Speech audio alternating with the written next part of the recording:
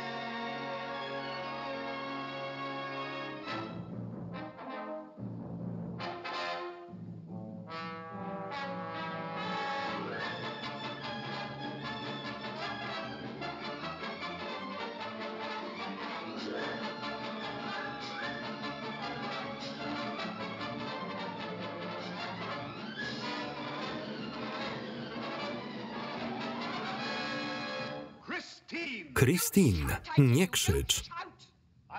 Będę krzyczał, ile chcę. Posłuchaj mnie. Kłamałaś, wychodząc za mnie. Kłamałaś, by się mnie pozbyć. Jesteś oszustką. Dosyć tego, wynoś się. Miłe słowa z ust żony. Nie jestem nią. Jesteś i nie pozbędziesz się mnie za pomocą śmiesznego rozwodu. Jesteś moją żoną. I co z tego? Nie pozwolę, żebyś sprowadzała tu jakiegoś chłoptasia. Co masz na myśli? Kogo chcesz oszukać? Śledziłem go, widziałem, jak wchodzi. Nie bądź głupi. Kłamca?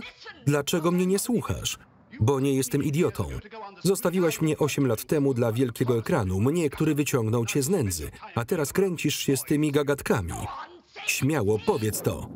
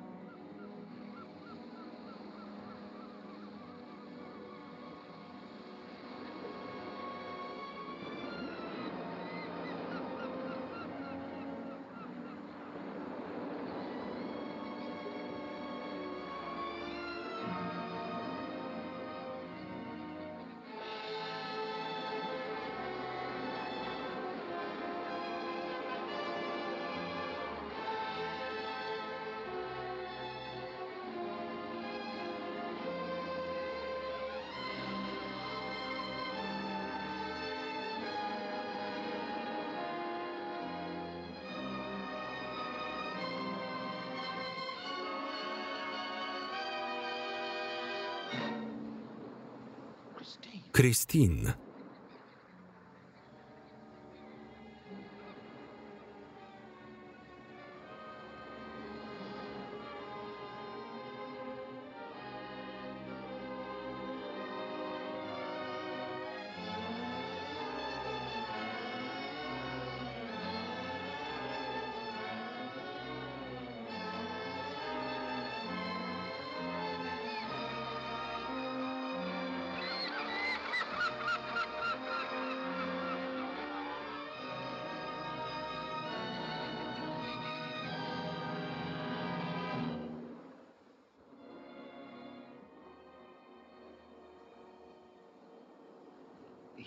Utonęła?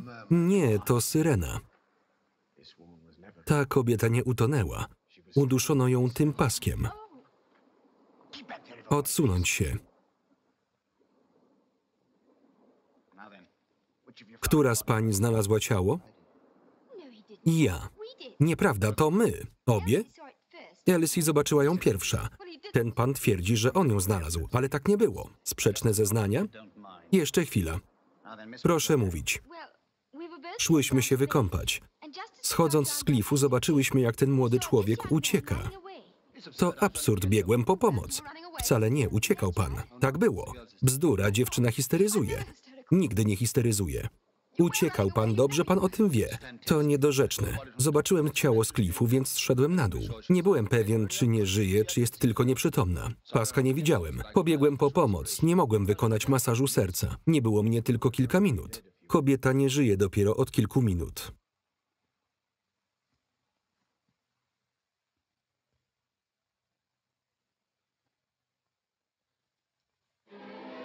Gwiazda estrady uduszona. Ciało Christine Clay znalezione na plaży. Zabójca użył paska od płaszcza przeciwdeszczowego.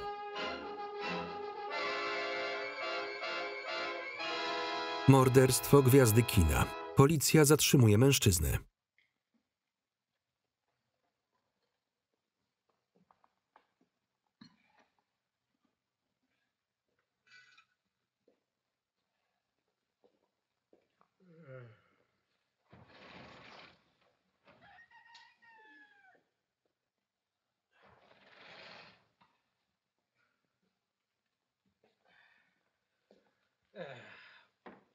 Dobra, czas kończyć. To pana pasek, czy nie? Po raz setny mówię, że nie. Skąd pan wie, że nie pana? Przecież zeznał pan, że posiada pan płaszcz. Ale nie zapiszcie posiada, tylko posiadał, który pan zgubił. Nie zgubiłem, skradziono mi go. Dlaczego przekręcacie wszystko, co mówię? Spokojnie, stary, to tylko formalności. Niech będzie, że ci go ukradli. Kiedy to się stało? Nie pamiętam. Zostawiłem go w samochodzie i poszedłem po papierosy. Gdy wróciłem, nie było go. Tak po prostu rozpłynął się w powietrzu? Gdzie to było? Zajazd Tom's Hat. Dobrze, zostawmy to. Dobrze pan znał denatkę? W miarę dobrze, poznałem ją w Ameryce. Można powiedzieć, że byliście szczególnie dobrymi znajomymi? Pan Kent chce powiedzieć kochankami. To niestosowne. Zapiszemy dobrzy znajomi. Piszcie, co chcecie. Wystarczająco dobrzy, by rozmawiać o pieniądzach? O co tu chodzi? Dostałem od niej jedynie pieniądze za scenariusz, który sprzedałem jej 3 lata temu. Otrzymałem od denatki pieniądze w przeszłości.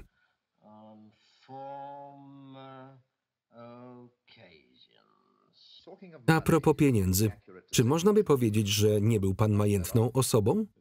Jak najbardziej, to sama prawda. Doprawdy? Zmarła zostawiła panu 1200 funtów w testamencie.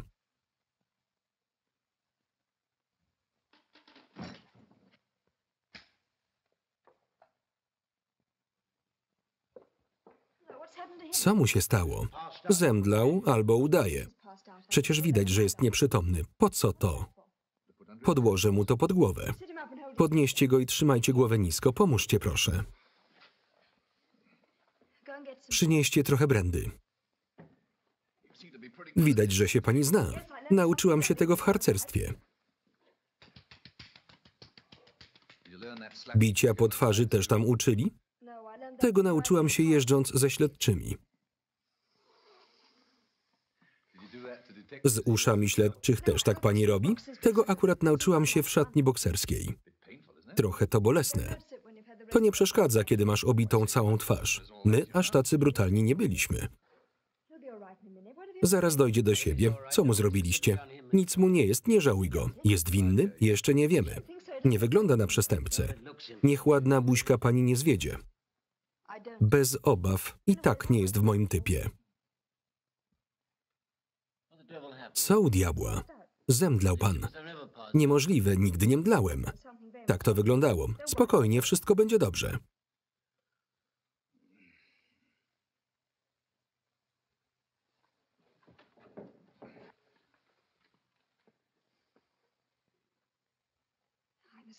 Muszę znaleźć ojca.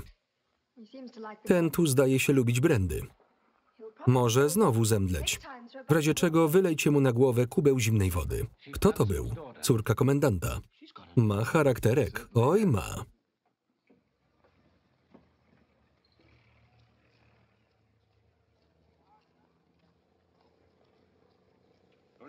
Cześć, tato. To tylko formalność. Skoro tak, czemu przesłuchiwaliście go przez północy? Ci ze Scotland Yardu mają swoje sposoby. Ma jakiegoś godnego obrońcę? To chyba pan Briggs. Bądźmy poważni, inspektorze. Nie było nikogo lepszego. W porządku. Gdzie byłaś? Węszyłam tu i tam.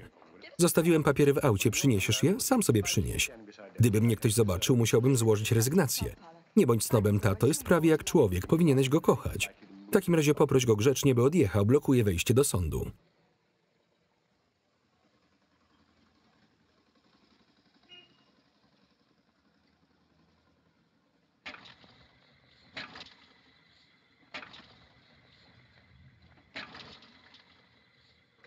Idziemy.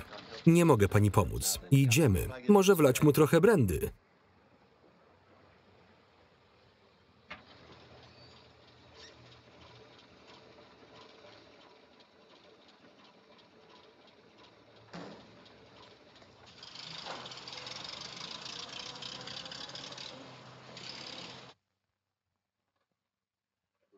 Dzień dobry. Dzień dobry. Jestem Briggs. Uroczy poranek. Gdy jest tak pięknie, nie ma co się dałować. Żona powiedziała mi rano, Henry, nie zadręczaj się tak tą sprawą.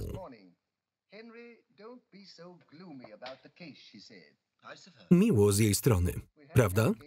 Takiej sprawy nie mieliśmy od 12 lat, co w takim małym mieście nie jest niczym niezwykłym. Jedynie sprawy o alimenty i tym podobne. Ta sprawa nas wszystkich ekscytuje. Może więc porozmawiajmy o niej. Racja nie zaszkodzi. Choć będzie na to sporo czasu przed procesem. Procesem? Niestety tak. Ojej. Na czym to skończyłem? No tak. Sprawa nie wygląda dobrze, ale też nie ma co się dołować.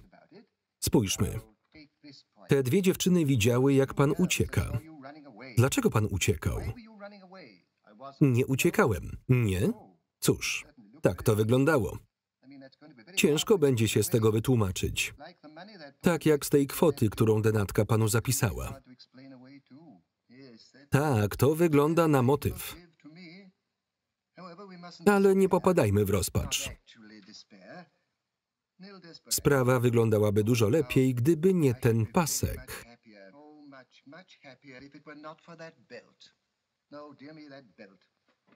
Gdybym tylko mógł wyjść i znaleźć ten płaszcz. Okradziono mnie w Tom's Hat. Kapelusz też pan zgubił? Nie, to już coś. Tak, to dobry punkt. Tom's Hat to zajazd przy głównej drodze do Compton.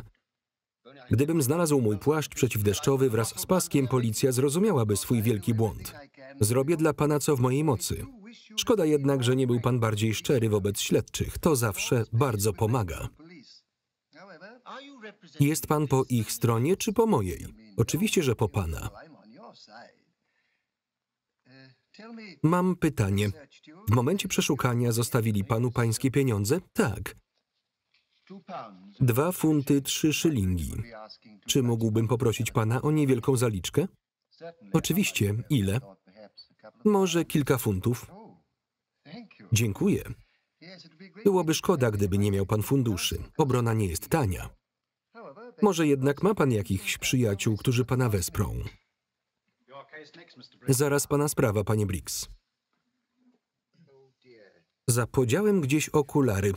Bez nich nie da rady. Niech pan poprosi o opóźnienie posiedzenia, dobrze? Nie będę miał jak przeczytać moje notatki.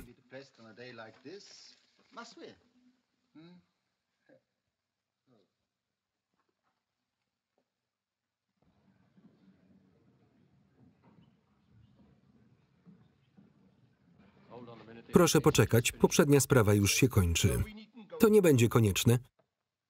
Pani Benson, rzeczywiście chce pani separacji? Nie, wysoki sądzie, ale nie będę tolerować tego zachowania. Panie Benson, czy przyrzeka pan poprawić swoje zachowanie? Tak, wysoki sądzie. Może byłem zbyt niecierpliwy. Proszę więc zażegnać spór na okres 6 miesięcy. Nie mogłoby to być 8 miesięcy aż do świąt? Nie, to wszystko. Kolejna sprawa. Idź prosto do domu. Widzę się ze starym kumplem.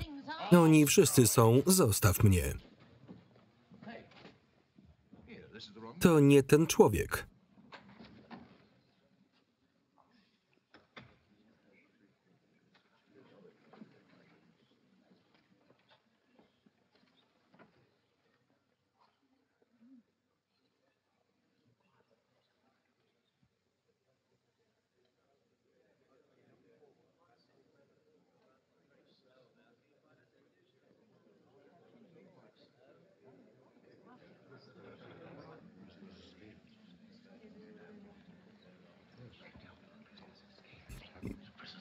Więzień uciekł.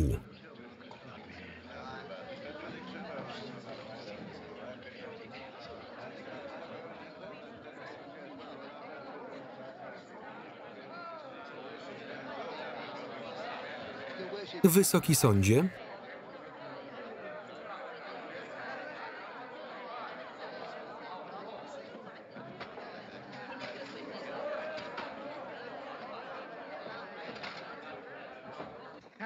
Biegnijcie do lasu, trzeba go okrążyć i niech ktoś przeszuka las.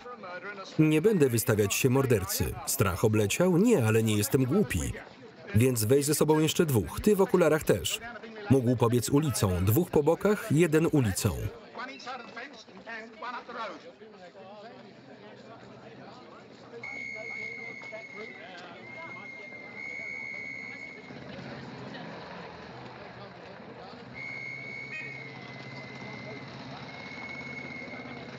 Sierżancie, proszę jechać na dworzec. Za kwadrans odjeżdża pociąg. Proszę poszukać zbiega. Tak jest. Zawiadomcie też inne stacje. Możesz jechać? Tak jest. Ale tato, spokojnie, sierżant da sobie radę. Ale trzeba założyć, niech to pani zostawi nam. Może silnik jest zbyt zimny. Po co ten sznurek? Odpowiada za ssanie, bez tego pan nie ruszy. Proszę zwolnić hamulec i wejść na nadkole.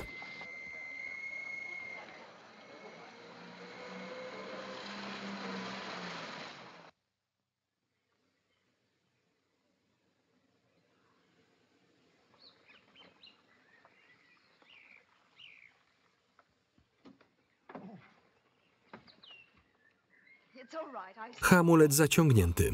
Tak myślałem. W ten sposób go nie złapiemy. Dalej idźcie sami. Ale co z panią? Dam sobie radę, gdzieś zatankuję.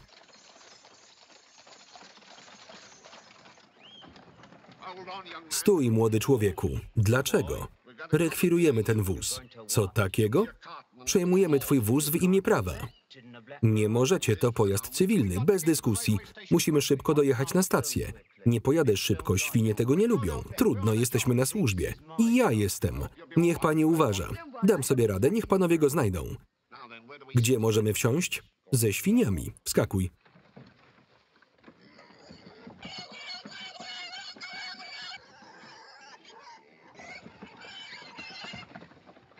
Może trochę więcej miejsca dla władz. Nie uwiozę więcej niż 10 świń.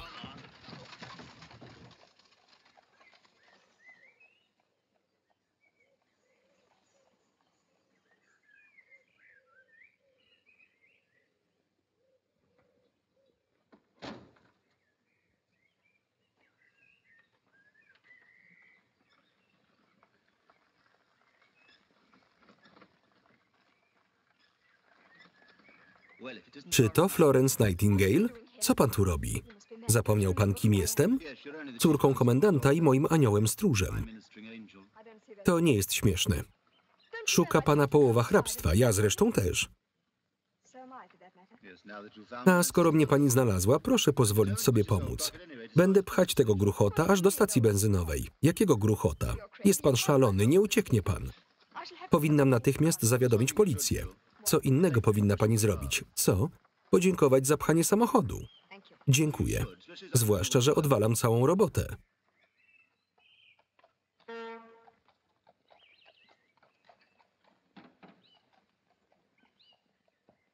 2 galony, proszę. Rudy? 2 galony.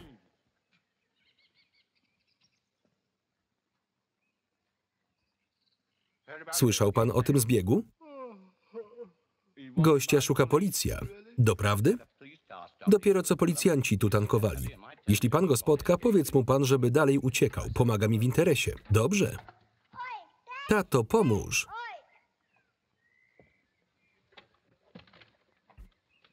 Dzięki.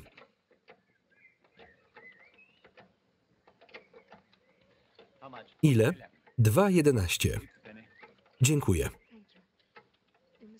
Powiedz, gdzie przesłać ci pieniądze. Gdzie tylko pani chce. Może pan zakręcić? Ja to zrobię. Jak dojechać do Tom's Hat? Tą drogą prosto, gdzieś ze 2 rzuty beretem. Jak to daleko? Jakieś 5 mil stąd. Później 1 milę w lewo na skrzyżowaniu i znowu 2 mile drogi. Tylko nie w prawo. Dojechalibyście do miasta. Zatem w lewo. Zgadza się, 2 mile. Słyszałaś? 5 mil prosto, w prawo 1 milę i w lewo na skrzyżowaniu. Słyszałam, ale ja nie mogę. Przypominam, że to moje paliwo. Jakieś 5 mil prosto tą drogą. Dziękuję, zrozumiałam.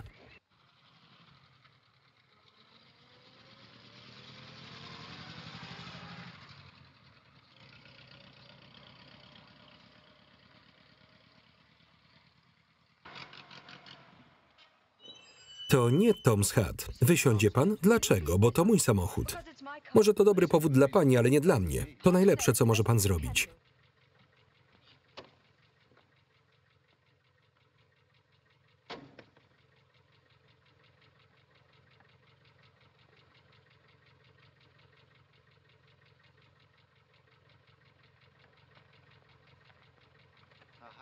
Więc jest pani po mojej stronie. Wcale nie, ależ tak. Nie mogę udać się do Tom's Hat w biały dzień. Co pani myśli? Nic. Sugeruje mi pani ukrycie się w młynie do zmierzchu, potem pani wróci i weźmie mnie do Tom's Hat. Czuję się jak uroczy książę Karol. Pani to chyba Flora MacDonald. Niedawno jeszcze byłam Florence Nightingale. To w pani lubię zmienność. Jak może pan żartować? Nie wie pan, co będzie, jak pana złapią?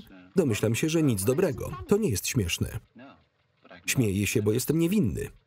Ale pani mi nie wierzy, prawda? Szkoda. To co teraz?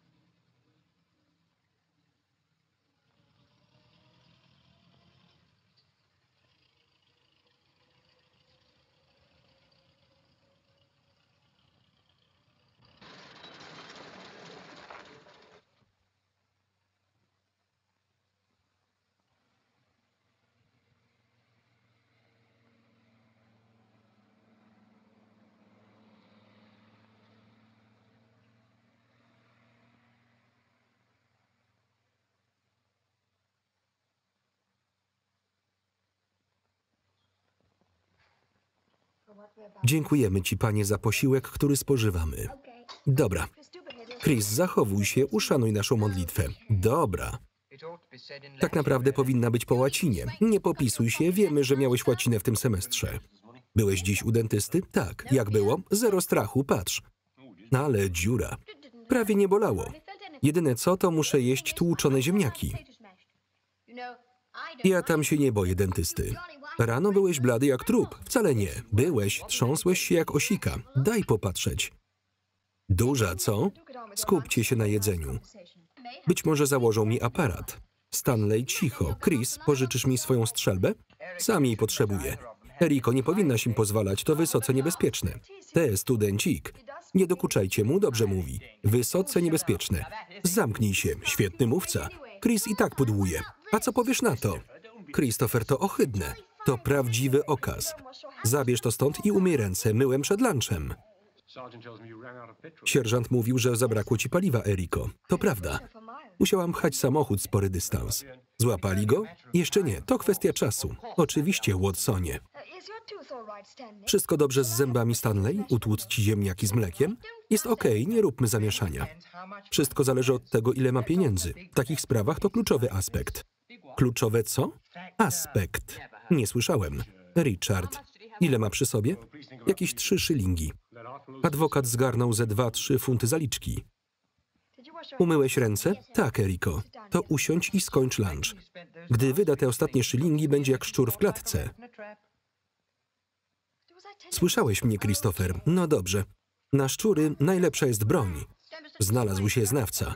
Ten twój już pewnie nie żył, kiedy go odstrzeliłeś, co? Biegał po podwórku. Gdybym mógł pójść ze strzelbą poszukać tego gościa, pewnie bym go dopadł, prawda, tato? Nie gadaj tyle. Co cię ugryzło? Nic. Ciekawe, na co wyda ostatnie 3 szylingi. Na jedzenie oczywiście. Wiadomo, ale jakie jedzenie? Kiełbaski. Najlepsza jest czekolada, dodaje dużo energii. Ciekawe, czy odważy się pójść do sklepu. Głód może zmusić go do powrotu. Chyba że umrze w polu z kamieniami wbijającymi się w oczy.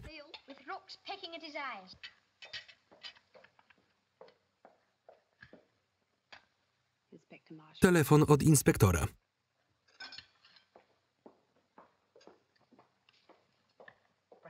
Może są jakieś wieści? Tak, inspektorze? Żadnych wieści? Musiał zostawić jakieś ślady. Rozumiem. Dobrze. Dobrze, zaraz będę. Proszę mnie informować. Tak. Do widzenia. Złapali go już? Jeszcze nie. Nie mam dobrego zdania o policji. Potrzeba im młodej krwi, prawda? Ja ci dam młodą krew. Wyrzucą cię, jeśli go nie znajdziesz? Być może i tak. Myślę jednak, że nie ma dużych szans. Inspektor mówił, że wczoraj wypił jedynie herbatę. Nie czekajcie na mnie, zaraz wracam. Ciekawa sprawa, nie?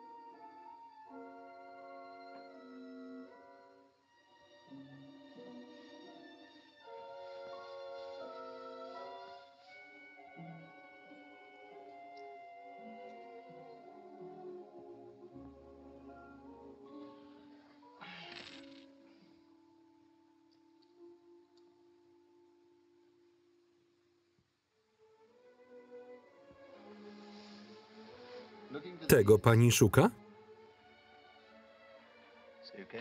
Wróciła pani, czyli wierzy w moją niewinność. Wcale nie. Chciałam oddać dług za paliwo. Co to? Jedzenie? To... Nie mam pojęcia. Żegnam. To niebezpieczne dla pani tu przebywać. Jestem naprawdę wdzięczny. Jeśli to panią pocieszy, ja naprawdę jestem niewinny. Uciekłem dziś rano, bo nie mam nic wspólnego z tą straszną sprawą. Gdybym tylko mógł dostać się do zajazdu, zakończyłbym to. Nie będzie pani zła, jeśli coś zjem?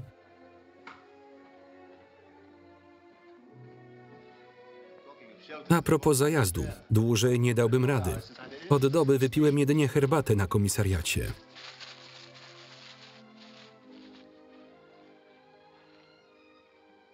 Nie ma stołu.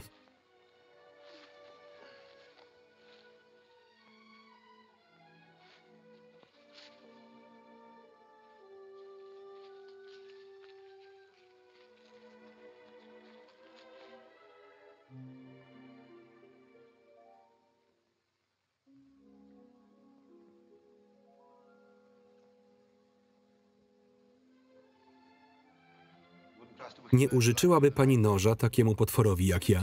To nie tak, po prostu zapomniałam. A więc nie wierzy pani, że jestem mordercą. Powiem pani, co zaszło. Christine Clay została uduszona paskiem od płaszcza. Znałem tę kobietę. Nie mogę pokazać mojego płaszcza, bo został skradziony, ale znajdę go razem z paskiem. Czy pan... Tak? Nie, nic. O co chce pani spytać? Dobrze pan znał Christine Clay? Nie, poznałem ją w Hollywood. Spodobało jej się moje opowiadanie i poprosiła o następne. Byłem u niej 3 czy 4 razy, by to omówić.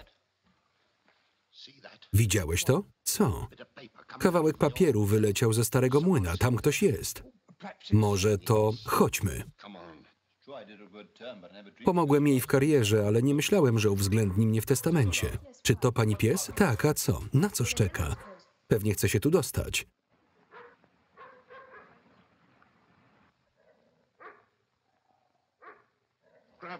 Złap go.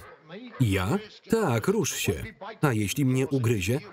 Jeśli w czasie służby możesz zdobyć belkę. Po co mi belka, skoro nie będę miał ramienia, by ją przypiąć? No złap tego psa.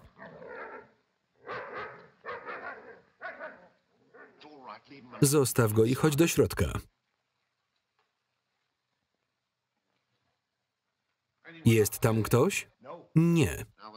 Nie ma czasu na zabawę, młody. Wchodź na górę i rozejrzyj się.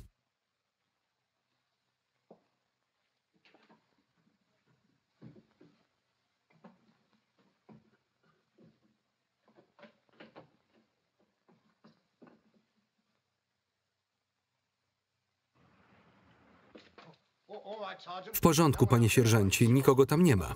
Jesteś pewien? Nikogo nie widziałem. Rozejrzałeś się? Oczywiście, że tak. Muszę się upewnić. Nie ufa mi pan? Ani trochę. Muszę wejść tam sam, żeby się upewnić.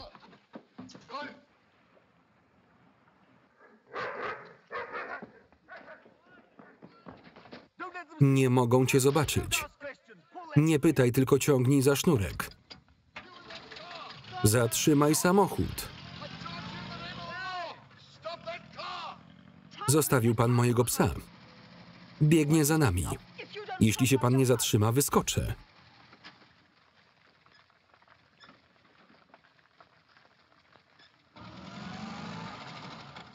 Udało się nam. Robi się ciemno. Następny przystanek Tom's Hat. Co mówił gość ze stacji? Mila do skrzyżowania, w lewo, 2 mile dalej, koniec naszych kłopotów. Naszych? Masz na myśli twoich.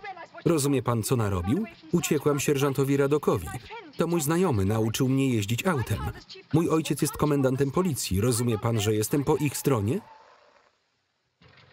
Proszę mi wybaczyć. Oczywiście musi pani tam wrócić.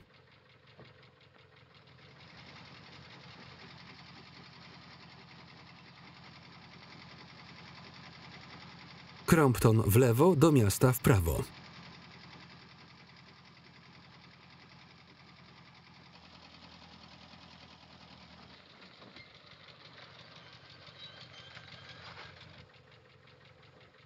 Remont drogi.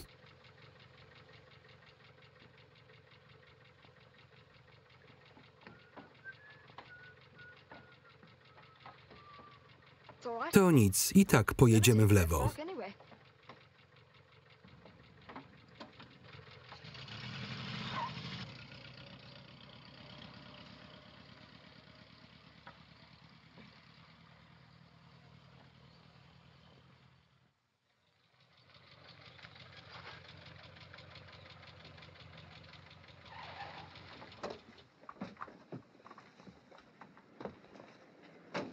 Proszę tu zostać, ktoś może pana rozpoznać.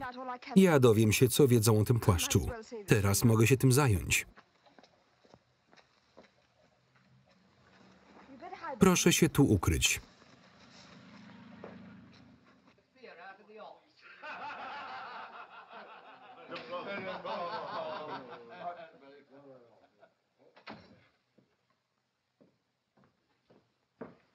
Poproszę filiżankę herbaty i kawałek ciasta.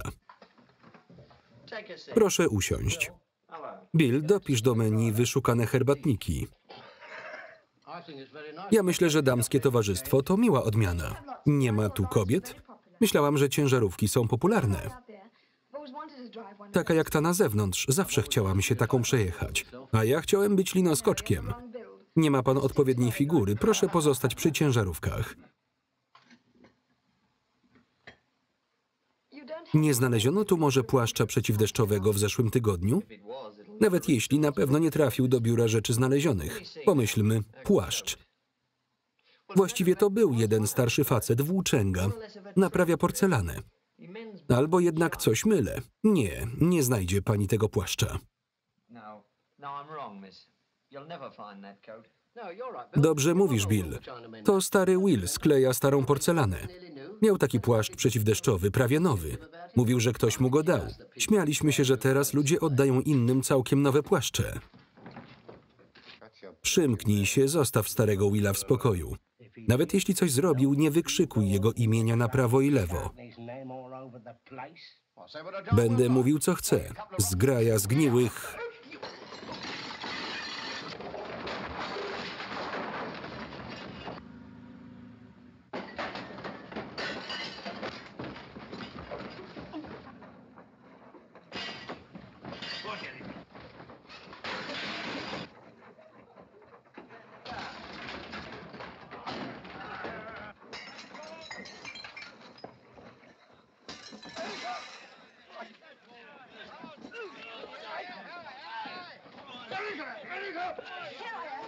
Dajcie przejść.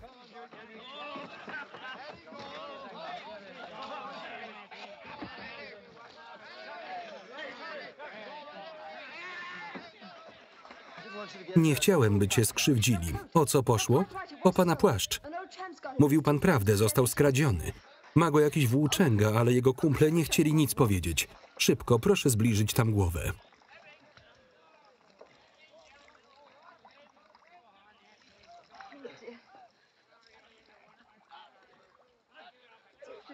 To niełatwe.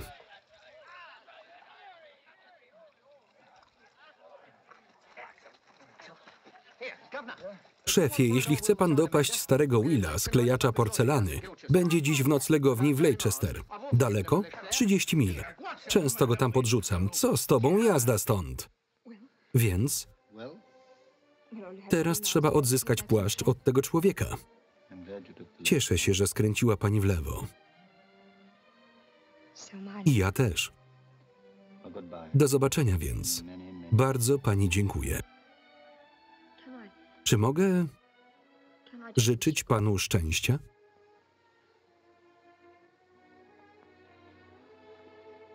Jak pani wróci? A jak pan się tam dostanie? Może jedną z tych ciężarówek. Wszystkie jadą w inną stronę, więc pojadę radiowozem.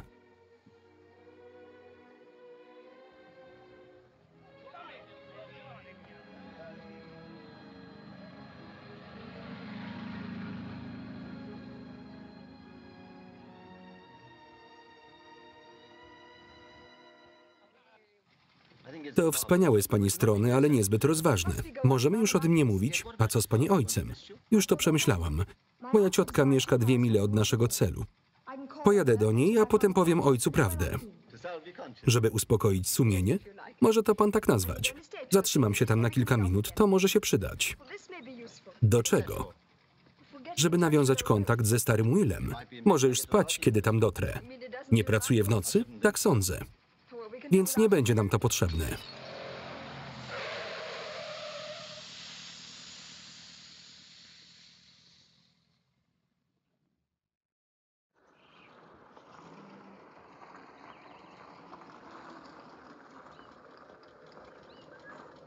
Będę za 2 minuty. Proszę się pośpieszyć, nie czuję się tu bezpiecznie. Jak się pani miewa, pani Eriko? Dawno tu pani nie było. Miło cię widzieć, Edmundzie. Ciocia w domu? No tak, dziś urodziny panienki Felicity. Może jednak pójdę. Zapomniałam o jej urodzinach. Musi pani zostać, byłaby bardzo zawiedziona.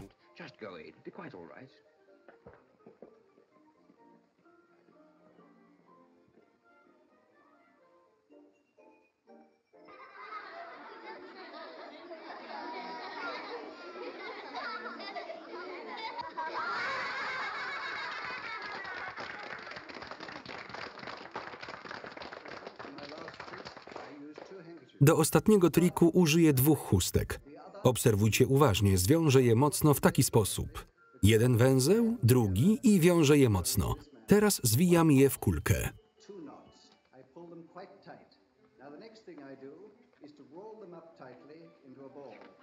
Kochana Eriko, co za niespodzianka. Właśnie mamy pokaz.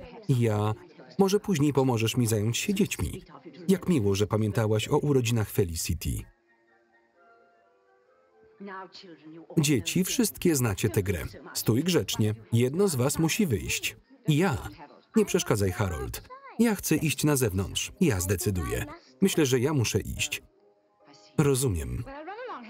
W takim razie zmykaj, ale wróć. Eriko, znasz tę grę, prawda? Nie pamiętam, ciociu. Muszę już iść. Ale dopiero przyszłaś. Na pewno znasz tę grę, grałaś w nią tyle razy. Idź na zewnątrz i nie wracaj, dopóki nie zawołamy. Droga Eriko, nie mogłem czekać, to zbyt ryzykowne. Musiałem jechać dalej. Skontaktuję się z tobą. Bardzo dziękuję.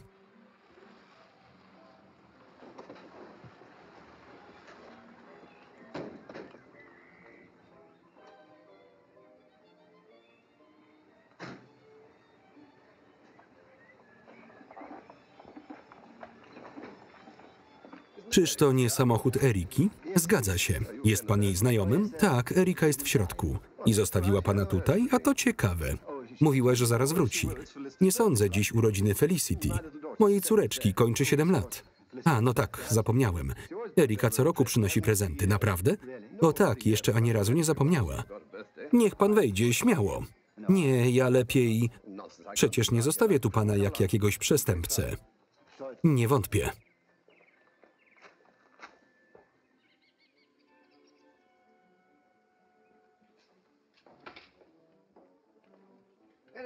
Erika, kochanie, przyprowadzasz towarzysza i zostawiasz go za drzwiami? Miałam zostać tylko kilka minut. Zostańcie, by zobaczyć, jakie przyjęcie urządziliśmy.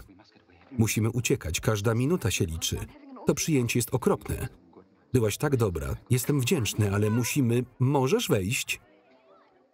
Przepraszam, nie wiedziałam. Moja droga, wiesz, co zrobiła Erika? Zostawiła znajomego na zewnątrz. Doprawdy? Przepraszam, ale naprawdę miałam wejść tylko na chwilę. Chciałam wręczyć Felicity prezent, prawda? Jak miło z twojej strony, Erika. To jeden z tych uroczych krasnali ogrodowych, prawie identyczny jak te nasze. Będzie pasować. Dołączymy do reszty? Cześć, tato. Eriko, pobawimy się? Cześć, Felicity. Dobrze się bawicie? Bardzo. Możemy pobawić się w... Zapytajcie mamę. Ale ja chcę bawić się z tobą. Teraz nie mogę, może później. Ale dlaczego? Chodź, pobawimy się. Majorze Cunningham, pani Cunningham.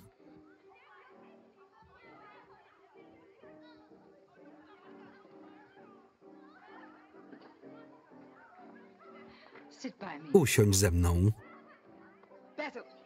Bazyli, podaj krakersy. Oczywiście. Panie...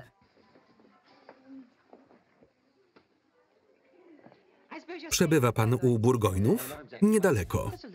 To taka duża rodzina. Nigdy nie pamiętałam, ilu ich jest. Panu pewnie też jest ciężko. Oj tak. Eriko, jak nazywa się twój znajomy? Beechcraft Manningtree. Naprawdę? Przedziwne nazwisko, prawda? Chyba nigdy o takim nie słyszałam. Chodź, Eriko.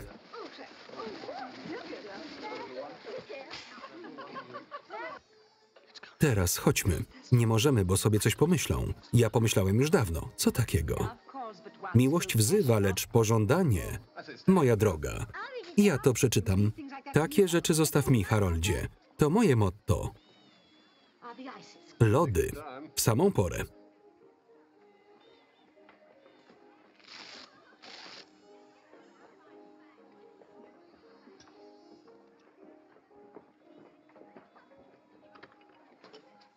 Naprawdę będziemy już lecieć. Niestety musimy.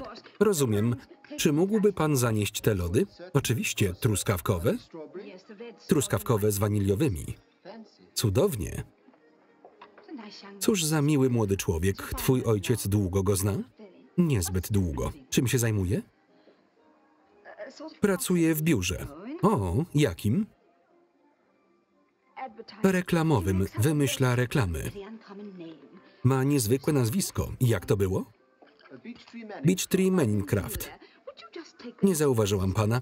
Zaniesiesz proszę te lody opiekunkom dzieci? Erika jest przeurocza, prawda, panie Croft? Bardzo. Długo pan zna pułkownika Burgoyna? O tak. Pana praca musi być bardzo ciekawa. Moja praca? Erika mi o niej opowiadała. No tak. Lubi pan swoją pracę? Wielu młodych ludzi ma z tym problem. Uwielbiam ją, jest satysfakcjonująca.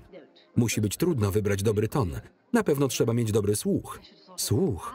Sądziłam, że wzrok jest tam ważniejszy. Oczywiście, ale potrafię czytać z zapisu. Słucham? Umiem odczytywać utwory zapisane w postaci nut. Naprawdę? I zagrać. Ach tak. Powiem jej, że teraz naprawdę idziemy. Ciociu, lody podane, teraz już naprawdę muszę iść. No dobrze, kochanie. Miło, że przyszłaś. Szkoda, że wychodzisz tak wcześnie. Właśnie odbyłam ciekawą rozmowę z twoim towarzyszem. Chcemy kolejną grę. Najpierw zjemy lody. Poczekaj chociaż aż dzieci pójdą. W co jeszcze zagramy? Harold proponuje ciuciu babkę. Ja chcę zgadywać. To ja decyduję. To mama powinna zacząć, prawda? Zawiążmy jej oczy. Nie sądzę, kochanie. Będzie mnie pani mogła złapać. No dobrze.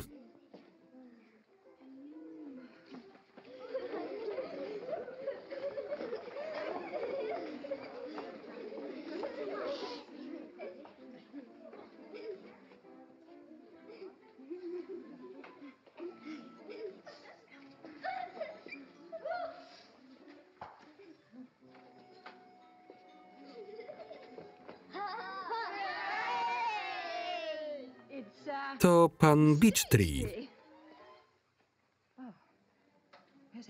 Gdzie Erika? Pojechali do domu. Prosiliby cię od nich pożegnał. Głupcze, nie widzisz, że coś się między nimi dzieje? Nie znała jego nazwiska, nawet on sam go nie znał. Przesadzasz, nic podobnego. Chcę się dowiedzieć o nich więcej. Gdybyś nie wkręcił mnie w tę grę...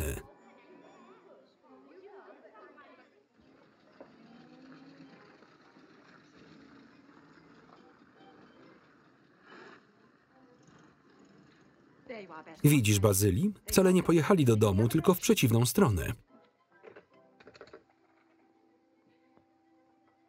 Kingwood 843. Proszę szybciej. O, witaj, Margaret. Myślałem już, że nigdy nie wyjdziemy. Nie wydaje ci się, że była zbyt trochę podejrzliwa? Raczej dociekliwa. Podobało jej się, co mówię. Prawie umarłam, jak zobaczyłam tego krasnala. Ciekawe, czy zauważy, że go brakuje. Nie powinniśmy się śmiać. Dlaczego? Zabawnie było, gdy zapytała o moje nazwisko. Byłam sztywna ze strachu. Ale miała pani minę. To nie są żarty. Wygląda pani lepiej z uśmiechem na twarzy, naprawdę? Nie chcę dodawać ci zmartwień, ale czuję, że muszę cię poinformować. Erika jest taka młoda. Nie rozumiem. Erika zawsze informuje mnie, gdy wyjeżdża, a tym bardziej o tym z kim. Spotyka się tylko z niejakim Gordonem Greenem. Czyli to on. Na pewno. Podał fałszywe nazwisko. Ale on jest w Indiach. Czyli to nie on. W którą stronę widziałaś, że pojechali? Ach, tak. Dobrze, oddzwonię później. Nawet nie podziękował. 2 mile i będziemy, 2 mile. Tak, ale co potem? Włóczęga, płaszcz, pasek i wracasz do tatusia. Ale czy na pewno włóczęga tam będzie? No pewnie, będzie czekał w drzwiach i rzuci: jest pan, szefie. Pójdzie aż tak łatwo? Czemu nie? Wszystko idzie dobrze. Miałoby się to zmienić? Mam nadzieję, że nie, byłoby szkoda. Będzie pani mogła wrócić do ojca i powiedzieć drżącym głosem: o tak, to by było wskazane. Stanie pani przed nim i powie: daleko podróżowałam, sporo ryzykując. Stoi przed tobą niewinny człowiek. I pogłaska mnie po głowie, mówiąc drżącym głosem: dziękuję, Eriko. To byłoby wzruszające. Robercie, gdyby to się tylko ułożyło. Zaczyna się układać. Co masz na myśli? Powiedziałaś do mnie Robert. Naprawdę? Jeśli nie zawróci, będzie przejeżdżać przez Lemming. Nie, nie pamiętam numeru. Ma pasażera, młodego mężczyznę. Niech do mnie zadzwoni.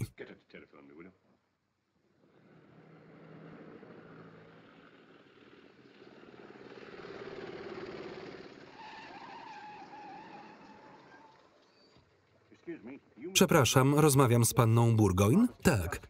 Pani ojciec jest komendantem policji, prawda? Tak, a o co chodzi? Prosi, by pani natychmiast do niego zadzwoniła. Mówi, że to pilne. Proszę wejść do środka. To ty uciekłaś dziś rano z sądu. Widziałem twoje zdjęcie. Pójdziesz ze mną. Szybko, gazu. Byliśmy zbyt lekkomyślni. Zapomniałem o gazetach. No ale się wleczemy. Za ucieczkę ze zbiegiem stanę się współwinna. Dostanę 10 lat. To okropne, co z chłopcami? Biedny ojciec. Musimy przyspieszyć i odzyskać ten płaszcz. Już nie ma odwrotu. Co ja powiem ojcu?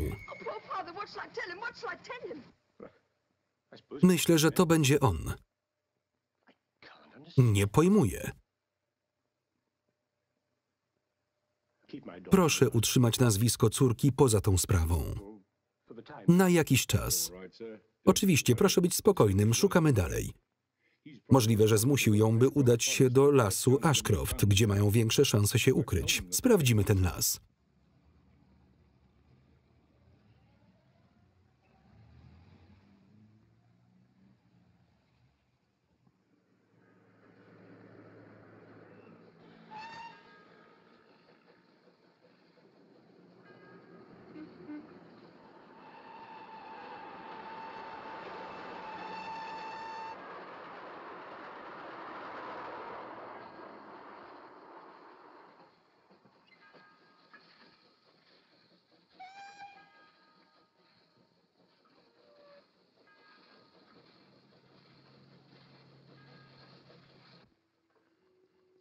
Będzie dobrze, kochana, jesteśmy tu bezpieczni. Ukryjemy się tu na moment.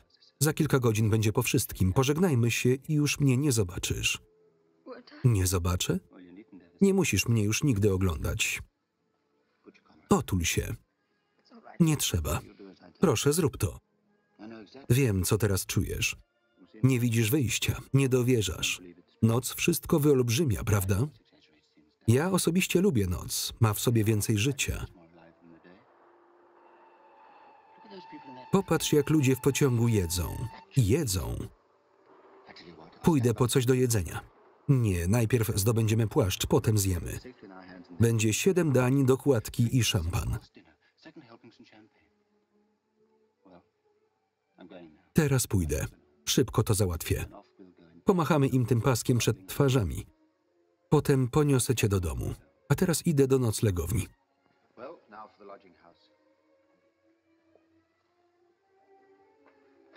Popatrz, co znalazłem.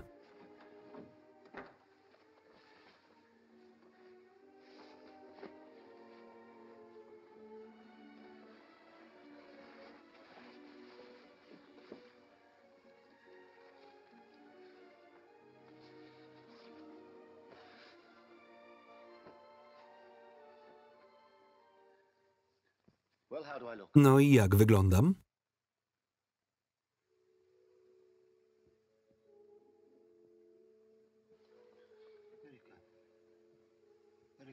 Maryko, kochanie, powiedz coś.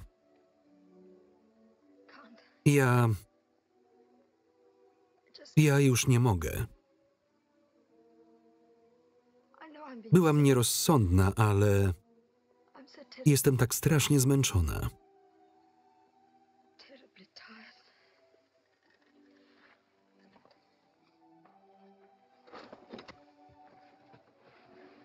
Kochana, wiem, że jesteś. Co mogę zrobić? Może wracaj do domu. Zostanę tu. Jesteś cudowna. Zostanę tutaj. Nie chcę, by coś mi się stało. Będziesz tu bezpieczna, obiecuję. Zdrzemnij się. Zapomnisz o zmartwieniach.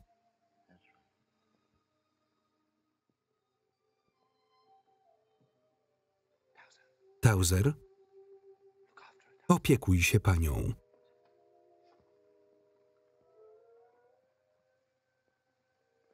Nie chcę, by tobie też się coś stało. Noclegownia u Nobiego.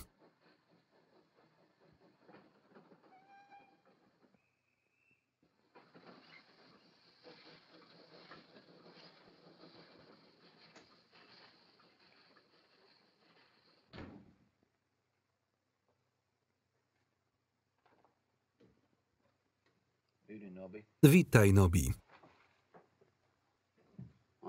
Nobi umarł jeszcze przed wojną. Masz wolne łóżko? Zostało jedno. Numer 6. Jest stary Will? Nie, ale ma tu łóżko. Jego kumpel? Nie wiedziałem, że jakichś ma. Tak, dobranoc.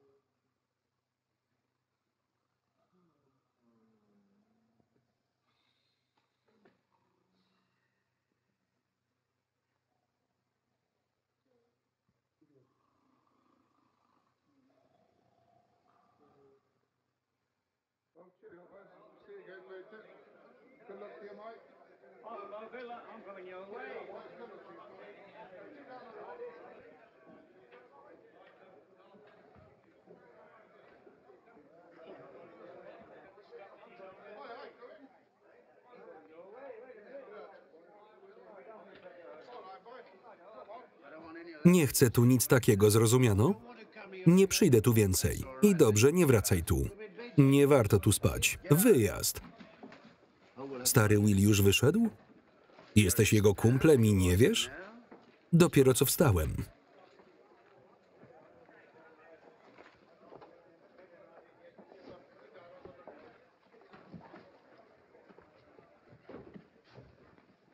Który to stary Will od porcelany? Nigdy o takim nie słyszałem.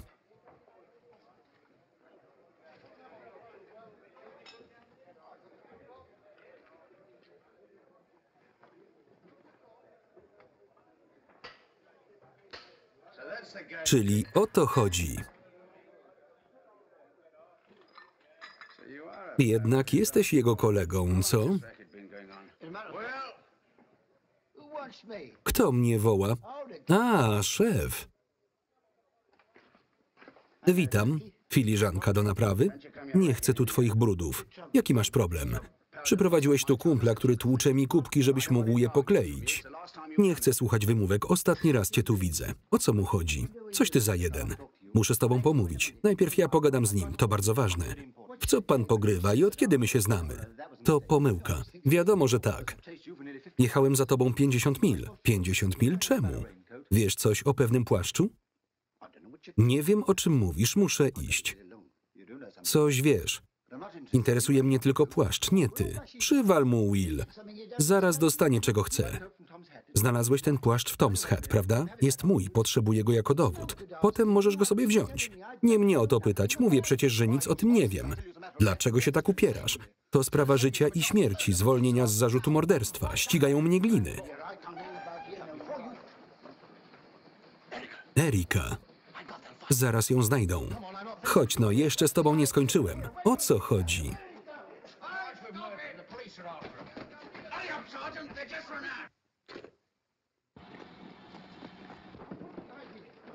Erika, prędko.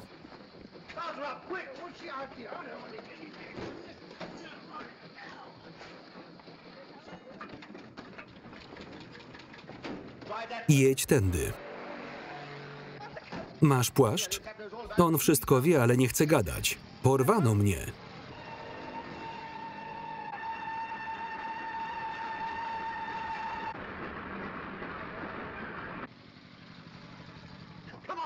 Towser, chodź tu.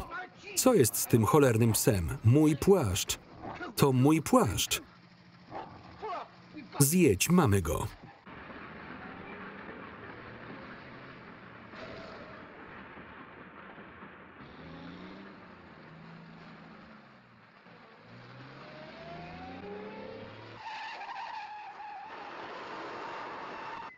Nie wiedziałem, o co ci chodzi.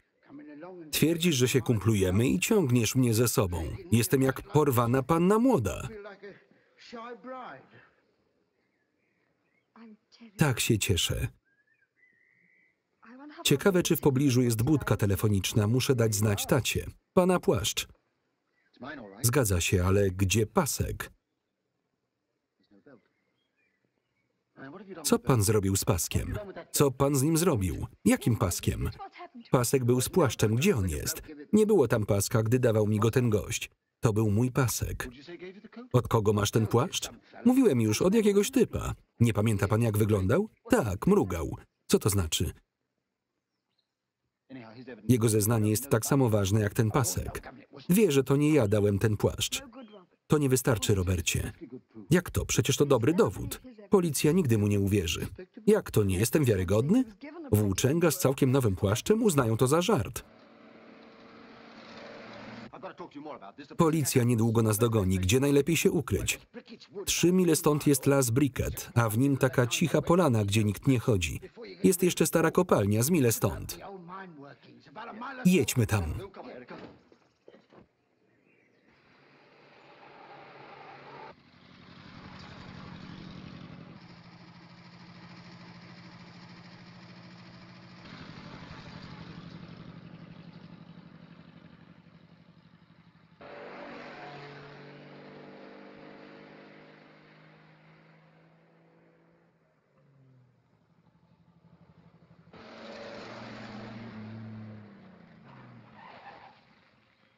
Sprawdźmy starą kopalnię.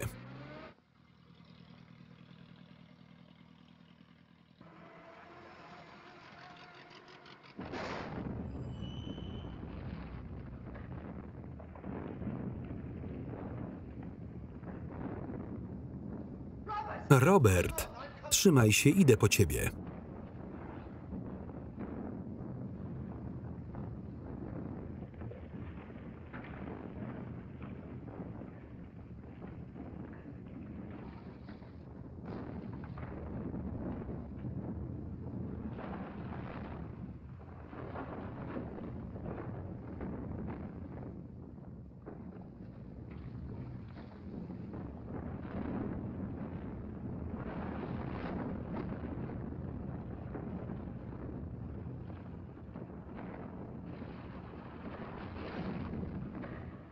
Tamtędy, szybko.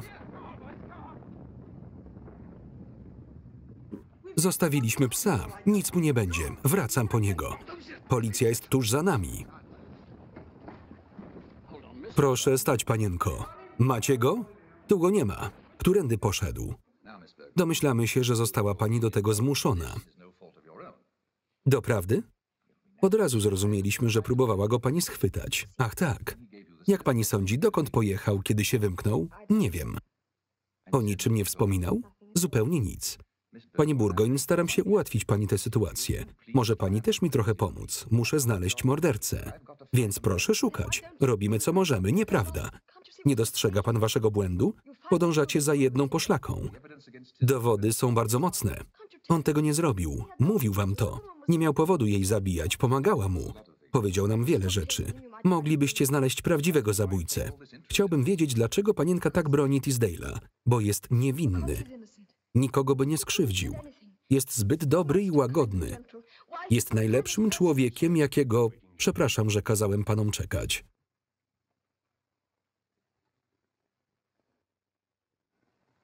Dziękujmy panu za posiłek, który przyszło nam jeść.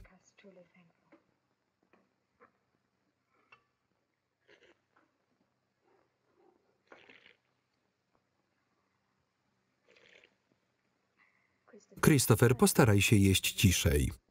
Dobrze.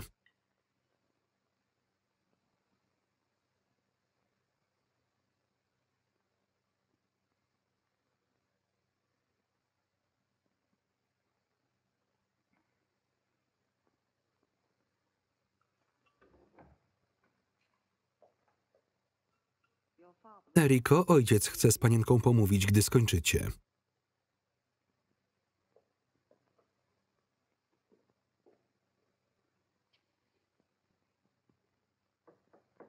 Proszę.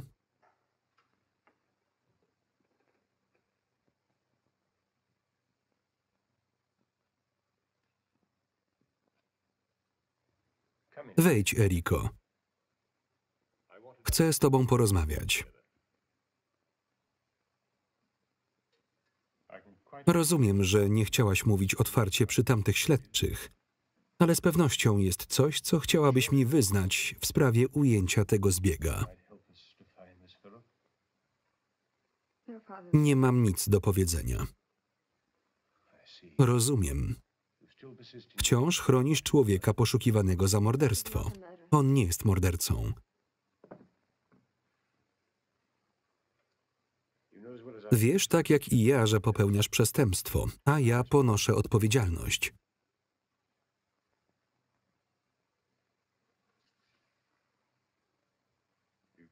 Przeczytaj to. Porucznik Laushire. Ze smutkiem składam rezygnację ze stanowiska komendanta tego hrabstwa. Musisz to zrobić, ojcze? Lepiej idź do swojego pokoju i zostań tam jakiś czas.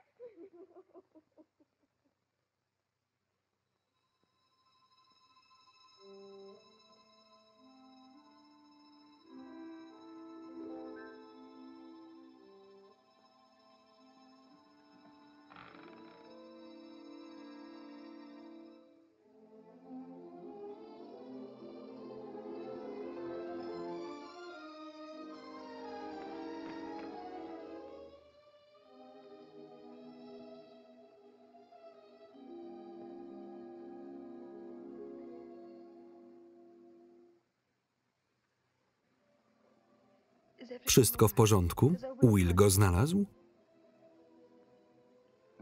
Wróciłem, by oddać się w ręce policji. Powiem, że zmusiłem cię do wszystkiego. Chcę się pożegnać. Zrobiłam to, bo tego chciałam. To na nic. Płaszcz nie ma paska. To koniec. Pewnie znaleźli go w aucie. Przynieśli go, gdy mnie przesłuchiwali. Paska nie było w kieszeni? Nie było nic oprócz zapałek z Grand Hotelu.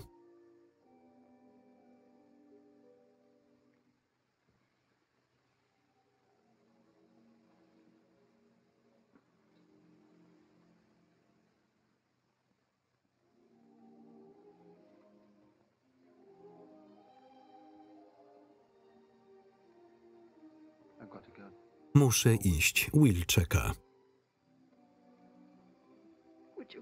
Wyjdź teraz. Nie chcę na to patrzeć.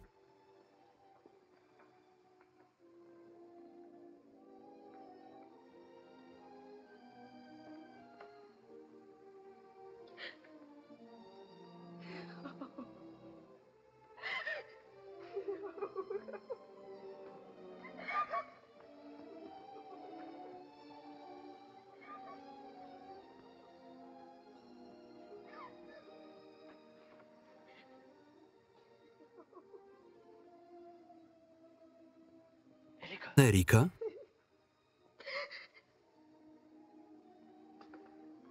Te zapałki. Powiedziałaś Grand Hotel? Tak, czemu pytasz? W życiu tam nie byłem. Zatem zabójca był tam lub wciąż tam jest.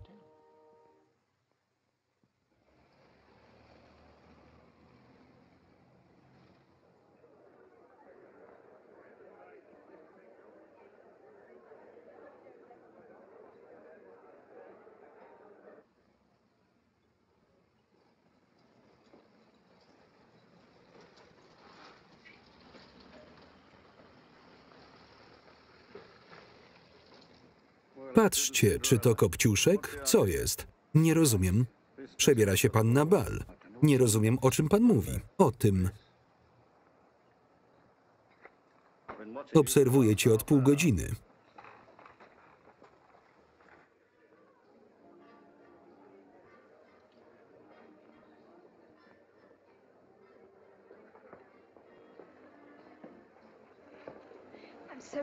Cieszę się, że wróciłeś. Co ja bym bez ciebie zrobiła? Przecież tylko ty jeden możesz go rozpoznać. Buty nieco mnie uwierają, nie było czasu ich zmiękczyć. Lepiej zacznijmy go szukać. Racja.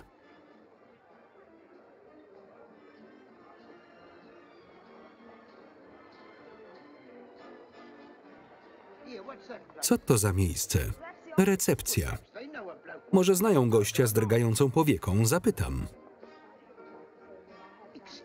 Przepraszam, czy wie pani...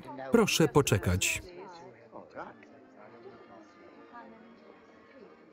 Nie ma sensu pytać, nie będzie wiedziała.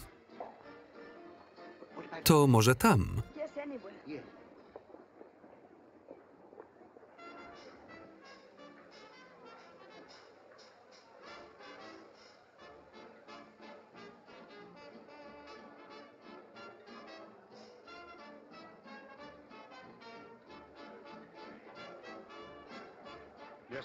Słucham. Poprosimy stolik dla 2 osób.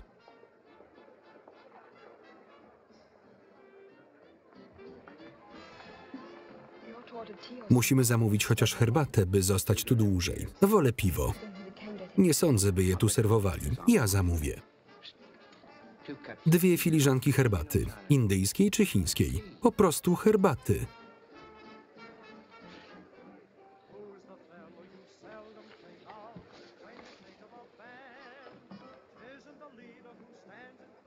Ty miej ją na oku, ja zadzwonię do jej ojca. Widziałeś kogoś z drgającą powieką? Zbyt duży tłum. Musimy go znaleźć. Nie sposób pytać ludzi o mruganie. Musi gdzieś tu być.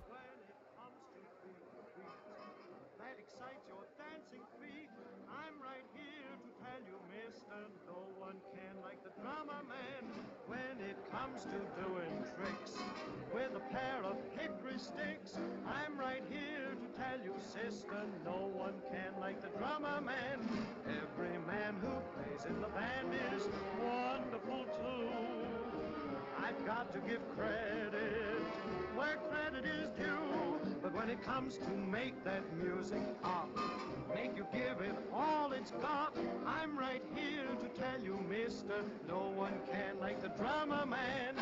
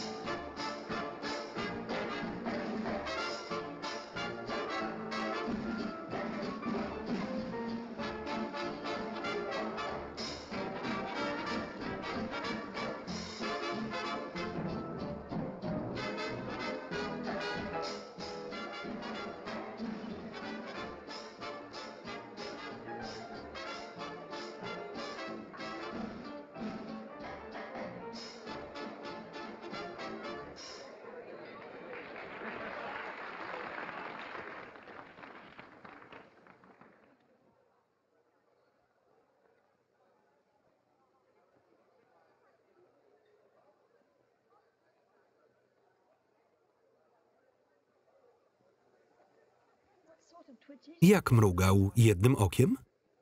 Nie, 2.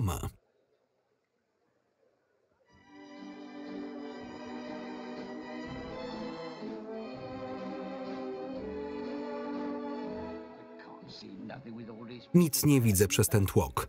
Możemy usiąść gdzieś indziej? Wszystkie są zajęte. Musimy się jakoś rozejrzeć, może tańcząc.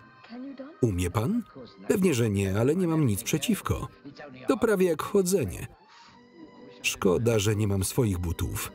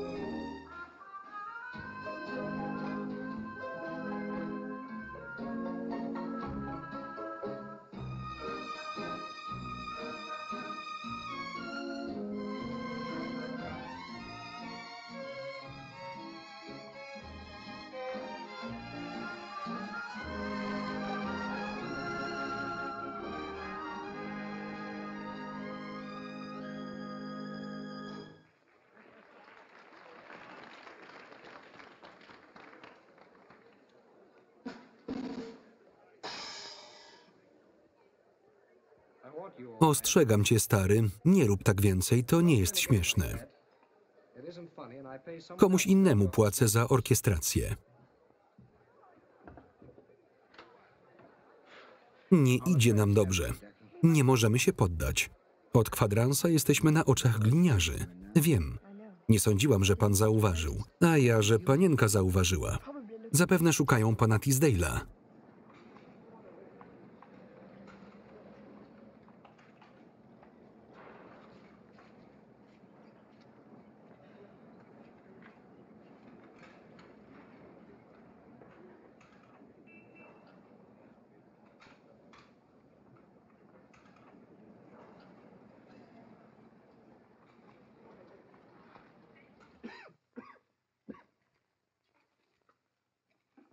Chyba nie powinieneś tyle tego brać. Wezmę tyle, ile będę chciał.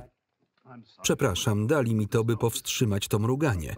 Muszę coś z tym zrobić, zaczyna mnie drażnić. Chłopcy, już czas. Dziękuję za waszą cierpliwość i zrozumienie. Musimy tam wkroczyć. Przykro mi, ale nic nie możemy zrobić. Idźcie i zróbcie to, co trzeba. Mówiłem właśnie, że nic nie trzeba robić. Mógł pan pomyśleć o tym wcześniej. Zaoszczędzilibyśmy wszyscy trochę nerwów. Wprowadźcie go do środka. Ja pójdę po pannę Burgoyne i tego drugiego gościa.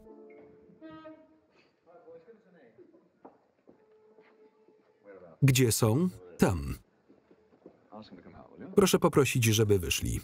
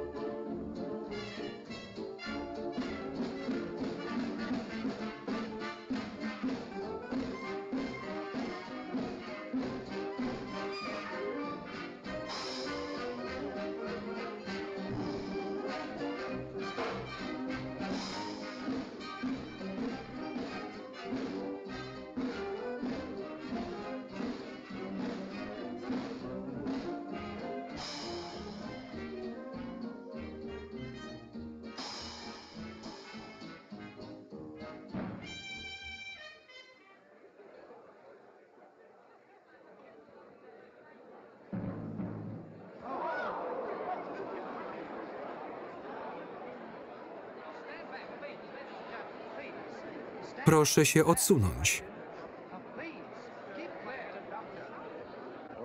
Chodźmy stąd.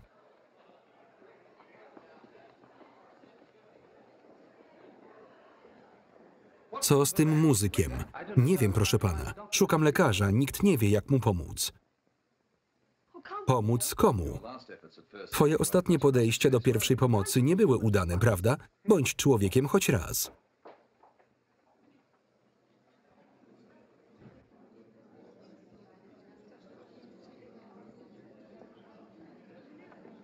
Proszę mnie przepuścić.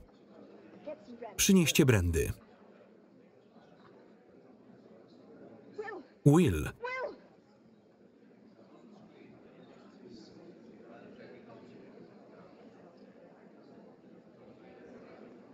Patrz na jego oczy. Może ktoś zetrzeć farbę z jego twarzy?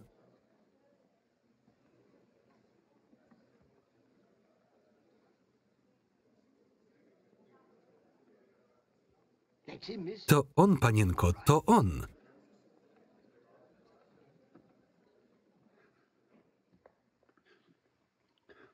Dałeś staremu Willowi płaszcz, prawda? Co zrobiłeś z paskiem? Co z nim zrobiłem?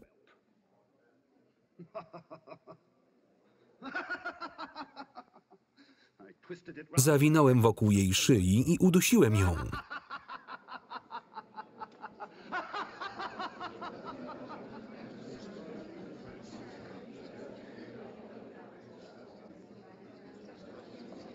Znaleźliśmy go. Wszystko w porządku.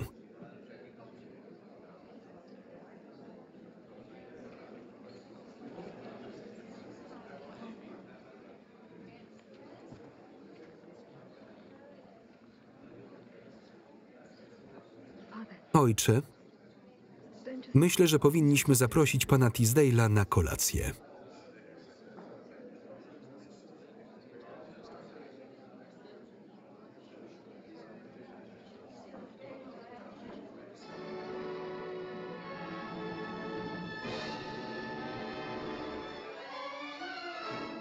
Tekst polski Aleksandra Urbańczyk. Czytał Maciej Więckowski.